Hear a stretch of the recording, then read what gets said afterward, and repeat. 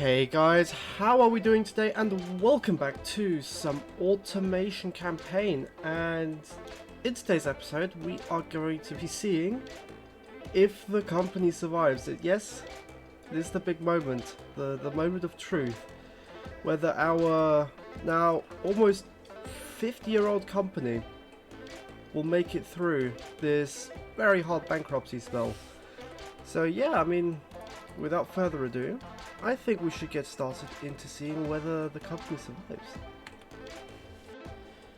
Yeah, it's not looking great. 2 months in and we're still making huge losses, which I really don't understand. I mean, we've got the loan repayments, which is fair. We've got car production, which is also fair, but this is really painful. So, I mean, what else can we realistically do? Because yeah, I'm a bit stumped here. I mean, when do we have to repay the last of our loans? So we've got remaining loan here. We've got 1.1 billion remaining from this loan, which is a bankruptcy loan. We've got, wait, how much are we paying per month? 47, 19, 9, 63. This one's huge. 63 million a month. It's all just bankruptcy loans. We made it. We might not make this, but let's have a look if we can. Let's have a look if we can really do this. It's looking a lot better. We're going along. We're only losing about 20 million a month, which is a lot better than 100 whatever million a month. And we've just paid off the last of a big loan. This could be the huge turning point. It is. We're making profits again. The loans the loans have been mostly repaid off now. So right now we are making profit again. Oh my goodness. Oh. What's this? Why did I... Well, I've got 2.5 billion now, but how much am I repaying in that? Why is bankruptcy so annoying? 87 million a month! Oh dear. I mean, we could probably get past this. The Sposter is about to be finished, which is about to happen. Well, it should have happened apparently. It has happened. The game just didn't catch up quick enough. So the Sposter is now selling and it's making us 60 million in profits, which should be... We've got 2 Sposters? No, I think the Sposter is just making us 50 million in profit. So we'll let the game run out a little bit. We're making profits again. It's not huge profits, but it's profits, and we've lost money again. But that doesn't matter. What we're going to do is we are going to facelift the Sposter now. Well, not now. Actually, let's leave it for the time being. It just released. If we facelift it now, the new facelift will come in maybe a year or so. But we are making really big profits again. So so the loan is giving us money. The Regale and the Ciacuno are making us most of the money. The Sposter is also making us money, and then we now have the Ventura, which is the replacement for the Veteretta, which is about to be released or has been released. I think it has been released. It has. So let's see how this vehicle sells. I'm expecting some big money coming. Oh yes, 200 million a month from the Ventura, which is just enough to keep us going. But we only have a few loans to repay now. We've got car production, which is costing us the most, but once the other 2 cars release, I think we're going to be looking good. So what we're going to do, since it's worked out so well, we are probably going to make a facelift for the Ventura, and maybe we'll have a look into making a brand new car. So I'll see you guys there. But what we are going to do to begin with is we're just going to be facelifting all of these engines, and I'm not going to make the same mistake as I did last time and immediately sign off on them until I know, okay, that's when this car is being released, that's when I'll make sure that this engine will be built, the factory will be built at the same time as that as the car finishes.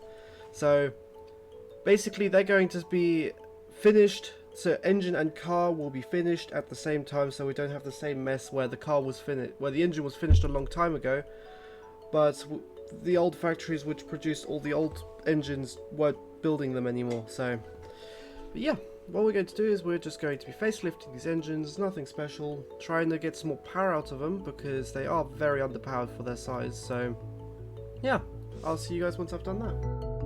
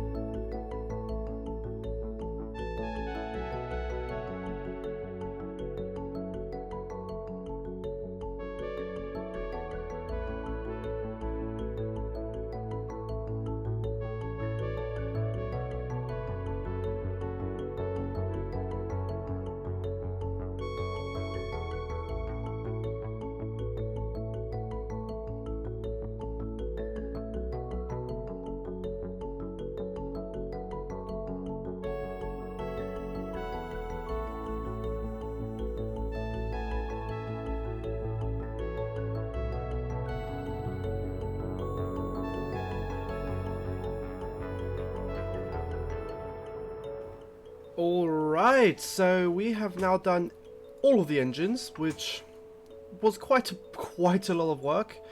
But I had a suggestion a few days ago, right, where someone said, why do you keep leaning out all your engines? And I thought, well, because of fuel economy, it would make sense. But now that I've redone the engines, I've decided to give it a try by not leaning out the engines to the max. And let's put it this way, this 1.2 litre 3-cylinder engine used to produce 41.5 kilowatts of power. It now produces 60, which is a huge increase. It's the same with the 1 litre, and it's especially crazy when you have a look at the 2.8 litre turbo. The 2.8 litre turbo used to do 146 kilowatts of power. It now produces 204. That's a huge increase. And I mean, it's the same across the whole range. All the engines have got much more power than they had before, which hopefully will mean that the car will sell better, but I'm not entirely sure. We'll see. So I've made sure that they all are designed in 48 months. In exactly 48 months, so once they're finished designing, I could just say, okay, this factory can start building this engine, this factory can start building this engine. But we've got to do that in line with all the different vehicles, which is kind of annoying, because this car, the Chiachu, for example, is using 2 different families of engine. So hopefully we can try and figure that out. The Ventura is using also 2, but we can work with the Ventura because we've got the 3 cylinders and we've got the 4 cylinders. And once the Chiachu releases, I will do the same thing for that, apart from it won't be able to be produced with this trim, so I'm going to have to probably pause this trim and it'll only be sold as a 1.8 and a 1.8 turbo. But all in all, turned out pretty nice. So what we're going to do now is we are going to facelift the Ventura, and we're going to put the new engines into it, which means we can already sign off on 2 engines, which will be very exciting. Alright, so what we're going to do is we're going to obviously go from the biggest engine, we're going to work our way down, because the biggest engine should be our biggest seller. It's our flagship for that model. So what I'm just going to do is I'm going to go through here. I believe we should have gotten some new technology. I don't think... No, we don't have more safety, but we have traction control and that kind of stuff now, which we can put into this car without them complaining too much, and they don't like CDs whatsoever. But yeah, what I'll do is I'm just going to go through here and I will tune the car, make the car a bit nicer, put the new engines into it, which hopefully will be better than before. I feel like it'll be a bit more, a bit less economical, but it's very difficult to try and make a powerful engine that's also very economical. So yeah, what I'll do now is I'll make the car. See you guys then.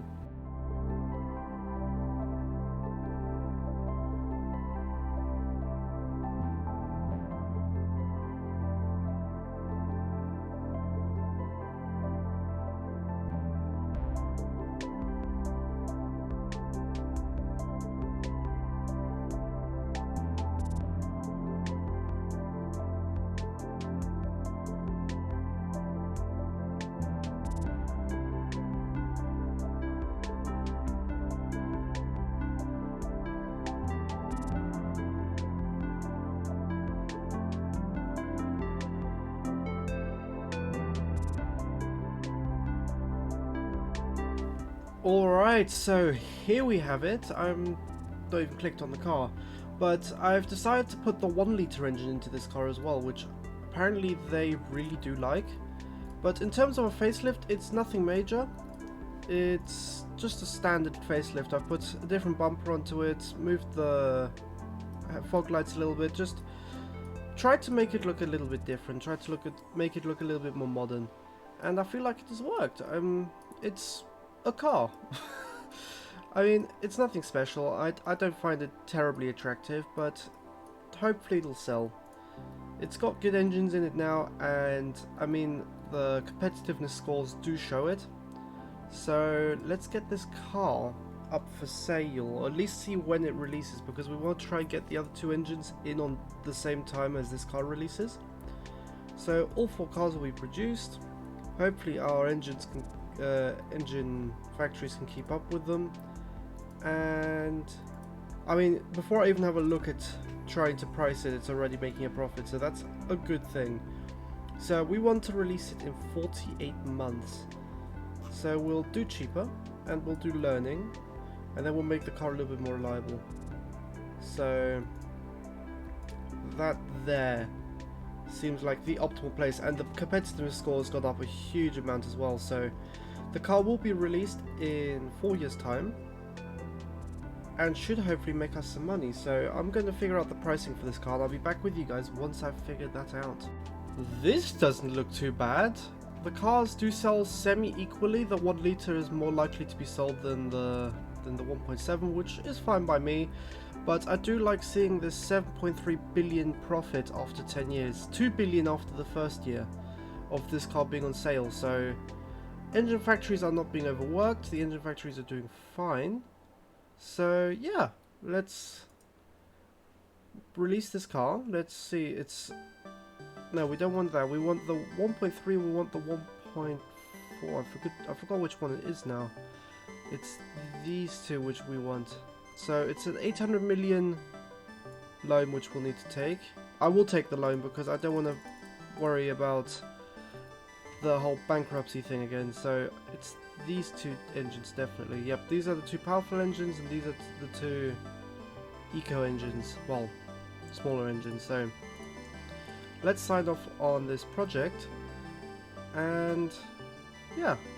But yeah, so what we're going to do next is we're going to try and make some off-road utility kind of vehicle. Maybe a bit of a sporty off-road, you know, an SUV. You know how this is all the time where they started cropping up a little bit. I mean, Range Rover was still way ahead of everyone, but Porsche would have slowly thought about releasing theirs, and Jaguar, I mean, Jaguars came out really late, but it's just luxury, well, not luxury, but a premium utility vehicle, that kind of thing. So we'll target utility premium.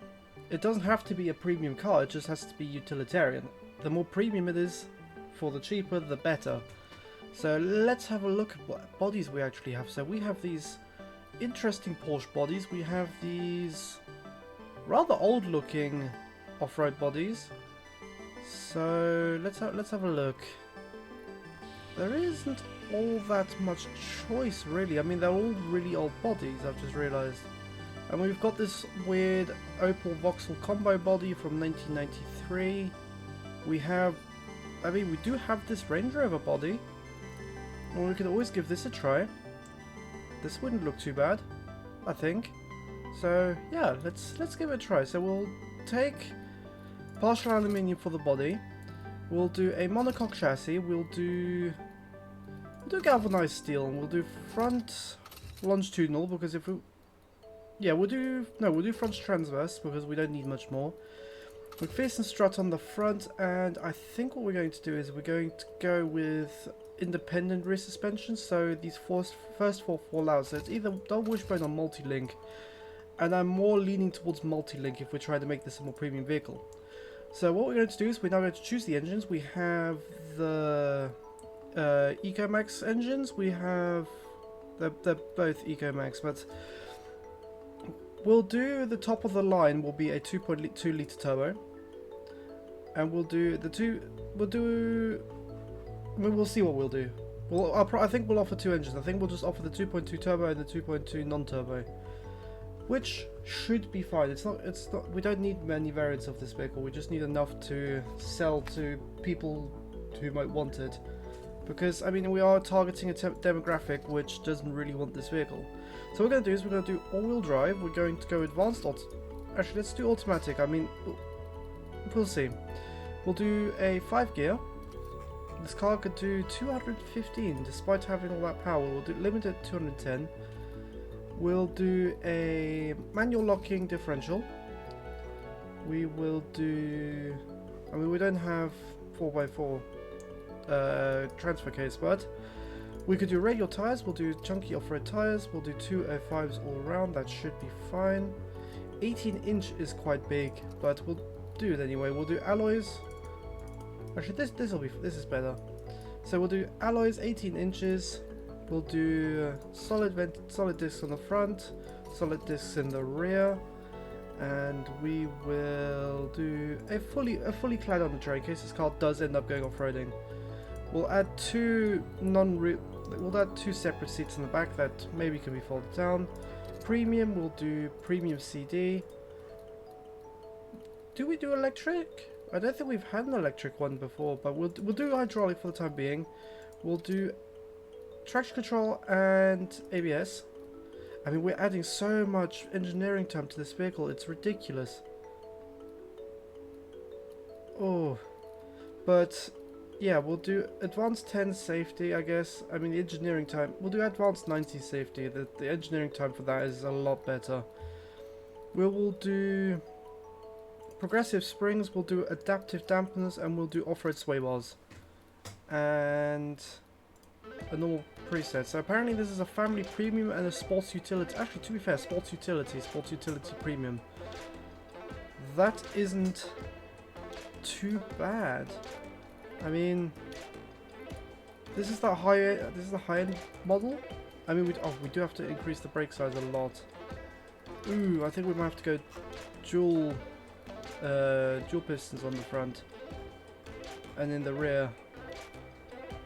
I mean, we could always do it like this, which means the rear and the front will have the same brake pressure, which means we can make the rear ones small and the front ones we can make bigger. So 280mm on the back, 300mm on the front. That is fine. Ah, I see now. So we are targeting a family utility premium. We are targeting this, so this is useless to us now. But let's have a look. So the gearbox, we are probably going to be needing, yeah, we need a low gear ratio. Do they want manual? No, they want, I mean, realistically they want advanced automatic, but what's the engineering time looking like? 124 months. Ouch. That's not great. But, I mean, I guess we can live with it. We'll have a look once we get to actually releasing this vehicle. But, I mean, a luxury interior, no, premium interior.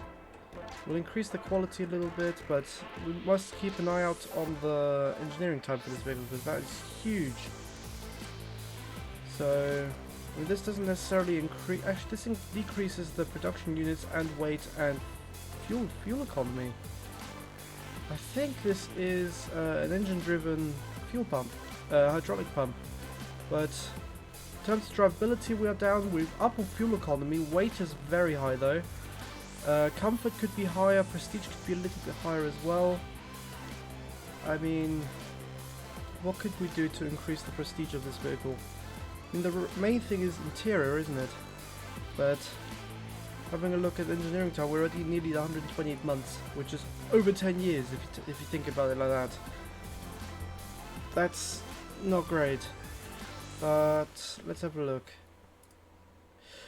Yeah, I mean, there isn't all that much we can do. We do have a high top speed now, which we can use, but apart from that, well, power distribution. I mean, we could do 52, 40. I don't know. It's just they like it. But yeah, what I'm going to do now is I will design this vehicle now. I'll give it a go. We'll see what comes out of it, and once I'm done, I'll be back with you guys.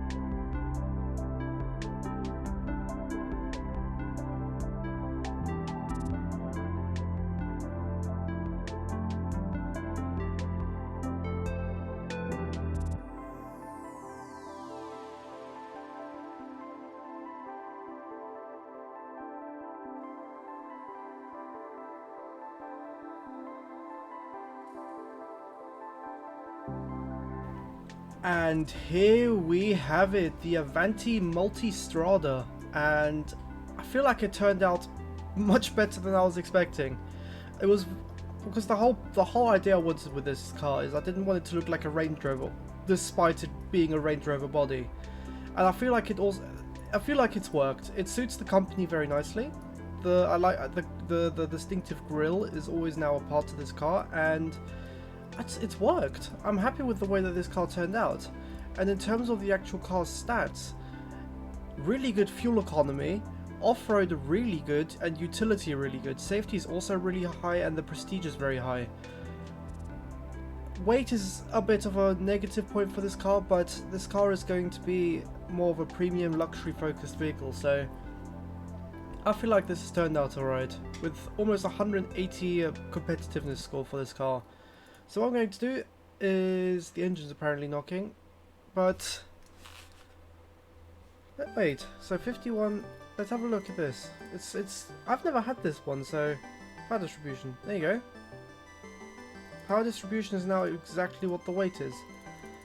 But what I'm going to do now is I'm going to put the 2.2 litre non-turbo engine into this car, maybe even the 2 litre. And we will then have a look at selling the car. Okay, and all I've done is I put the new engine into this car, and I've pretty much just left it how it is. It's supposed to be on the same platform as the other cars, so it is what it is. So what we're going to do is we are sadly going to have to replace the Velocita, which is quite sad, but it's been in production for over 10 years now, and I don't think anybody's buying the car anymore. It's just a waste of money at this point to have the car as part of our lineup. So what we're going to do is we're going to do a large medium factory, so a medium 3 factory. It's the biggest we can do. We will need no, we're not required to need aluminium presses. So let's choose both these cars. I'm surprised it's not needed considering we've got partial aluminium bodies.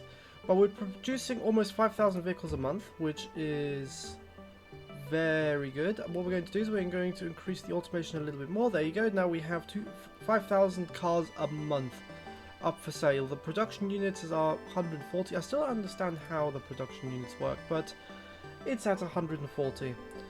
And yeah, we're going to, so 69 months. We're going to put a lot of work into this vehicle to put it out as quickly as possible. We want to do a bit more reliability. We want to do a little bit. We'll do a slightly more optimized building construction process, and I think we're going to do more of a manual tooling. So we've got 53 months right now. Let's try aim for. I was going to hope to aim for 48 months, which means we are barely having any. Well, actually, if we do 48 months, then we can also release this engine, which is perfect. We just need to replace the other vehicle, and it's already making us a nice profit without us even tuning the price. So what we're going to do, I think for the big engine, we're going to do 22k, and for the small one, we'll do 20k. Just to have a look at how the car would sell then. So it doesn't sell that well, we can always increase the price, or we could decrease the price, depending on how they like it.